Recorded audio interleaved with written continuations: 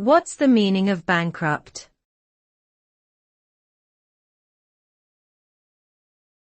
Bankrupt.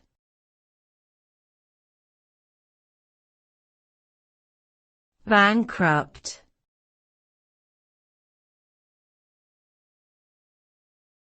Bankrupt.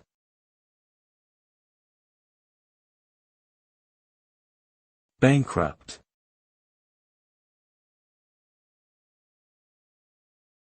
Bankrupt is a term used to describe a person or company that is unable to pay its debts.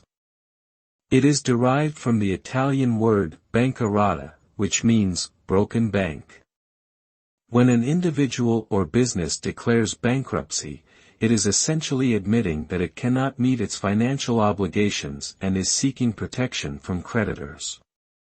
Bankruptcy can be caused by various factors such as a significant loss of income, excessive debt, poor financial management, or unexpected economic downturns. Although filing for bankruptcy can provide temporary relief, it has long-term consequences such as damaged credit scores and limited credit opportunities. Thus, it should only be considered as a last resort when all other options have been exhausted.